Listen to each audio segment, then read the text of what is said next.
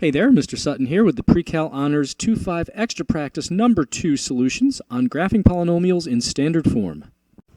In order to graph this polynomial, we have to first factor it so that we can get the roots. So it doesn't look like I can take out any x's, but I can take out a negative 8 from all these terms. If I do that, then I end up with x cubed minus 10x squared minus 4x, and then this last will be plus 40. Now inside here we've got 4 terms, which means we can factor this by grouping, or at least try to. So I've got a negative 8 on the outside of everything still, and now opening up big parentheses, or brackets even, inside I can take out an x squared from these first 2 terms. So taking an x squared out of that, we have x minus 10.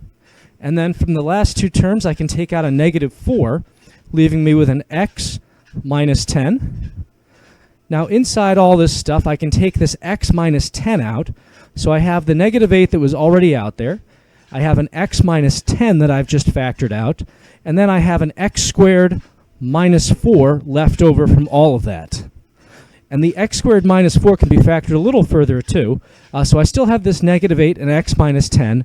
And now this x squared minus 4, this is an a squared minus b squared situation. So I can split that up by square rooting into a plus b, a minus b, or in this case, x plus 2 and x minus 2. Now that I've got this fully factored, I can find the roots by setting each factor equal to 0. So for this first factor, this x minus 10, we have x equals 10 as the root from that.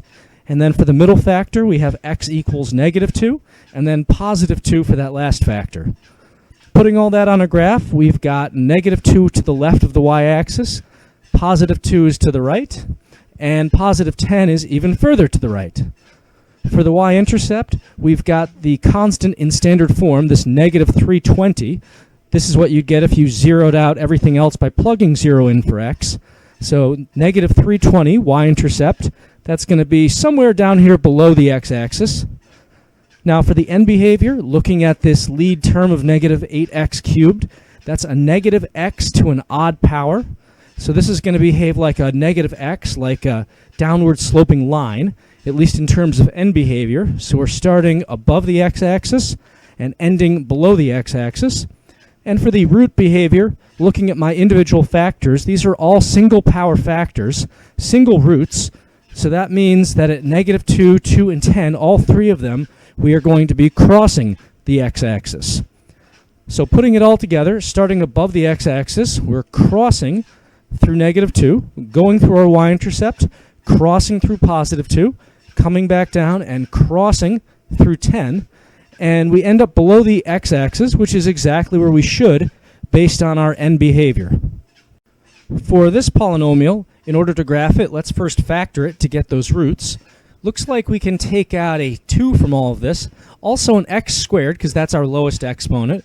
So taking out 2x squared, that's going to leave us with x squared for the first term, minus 16x, and then this last will be plus 64. Now this quadratic in the parentheses can be factored a little further. We're looking for factors of 64 that add up to negative 16. So let's see, 1 and 64, no. 2 and 32 doesn't do it. 4 and 16 doesn't do it. How about 8 and 8? If they're both negative, then that would do the job.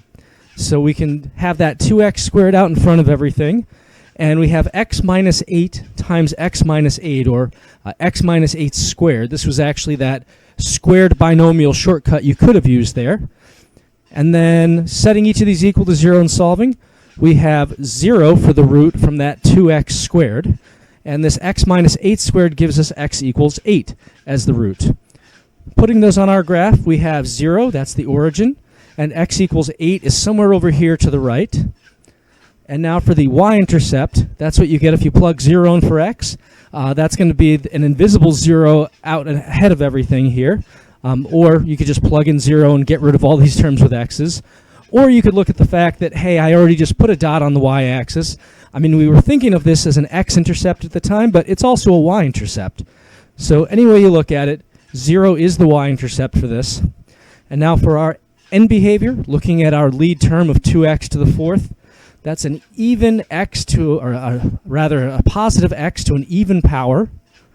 So that's going to behave like an x squared, like an up-opening parabola. So we're starting above the x-axis, and we are ending above the x-axis. All right, so for the root behavior, looking at our individual factors, we have two of these squared factors. 0 and 8 then are both double roots, which means we are going to bounce off the x-axis at both 0 and 8. So putting it together, starting above the x-axis, we bounce off of 0, come back up, come back down, and bounce off of 8, and we end above the x-axis, which is where we said we would end with that end behavior. To graph this one, let's factor it so that we can get those roots out of the intercept form. Now, there's no common factors I can take out of all this, but if you look, we have x to the 4th, the 2nd, and then a constant. This is quadratic form. I can factor this like a regular quadratic. I just have to use x squared instead of x when I break it down. So I need factors of negative 72 that add up to negative 34. So let's run through the list. We got 1 in 72. That's not going to work. 2 in 36. Well, that would work if I had positive 2 and negative 36. So I can split this up into x squared plus or minus 36 and also x squared plus 2. Now this x squared minus 36, that can get split up a little bit more. This is a squared minus b squared, the difference of two perfect squares. I can factor this by square rooting each of those terms and putting it in a plus b, a minus b kind of format. So I can write this as x plus 6 times x minus 6. But don't forget we still have that x squared plus 2 going on.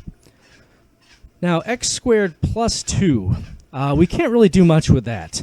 For one thing, 2 is not a perfect square, but even if it were, you can't factor the sum of two perfect squares. So this x squared plus 2 is actually unfactorable, and we're just going to have to leave it the way it is. So now setting each of these equal to 0 and solving for the x-intercepts, we have negative 6 for the root that comes from that first factor, followed by positive 6. And if you were to set x squared plus 2 equal to 0 and solve, you would subtract 2 and square root. That would give you an imaginary number since you're square rooting a negative. So that doesn't actually give you any real x-intercepts. So we get really nothing out of that last parentheses. But we do have a negative 6 and a positive 6. So let's at least put those on the graph. That's going to be somewhere to the left here for negative 6, positive 6 somewhere to the right. And now for the y-intercept, looking at the constant in our standard form of equation, negative 72 is our y-intercept if you plug 0 in for x. So that's going to be down below the x-axis somewhere down here. For the end behavior, looking at that lead term of x to the 4th, this is a positive x to an even power. So this is going to behave like an x squared, like a up-opening parabola. So we're starting above and ending above the x-axis.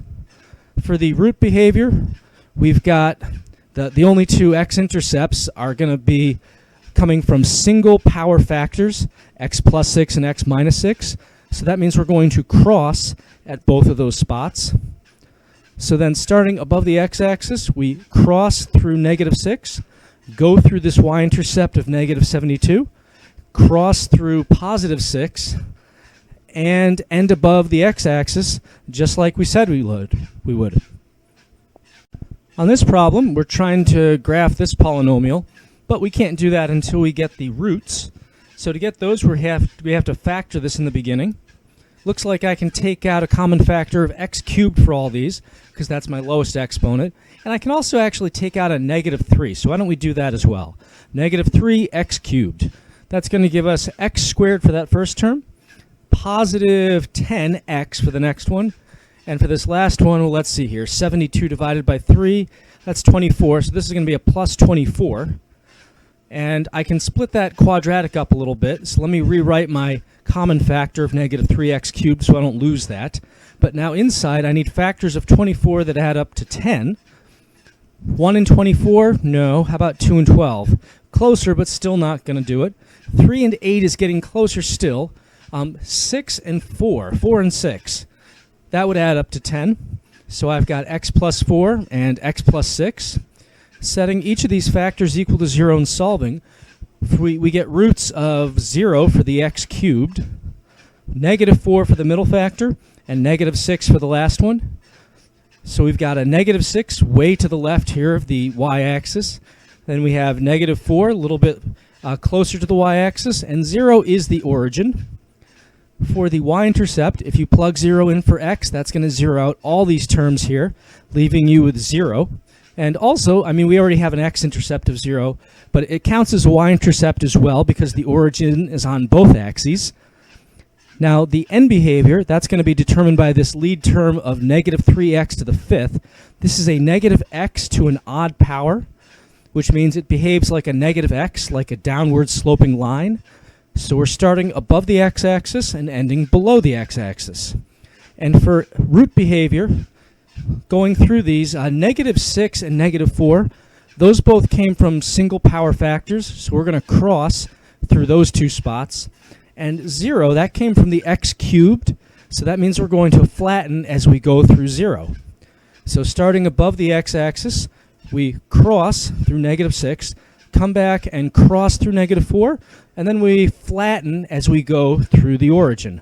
And we end below the x-axis, which is exactly where we thought we would end up based on our end behavior.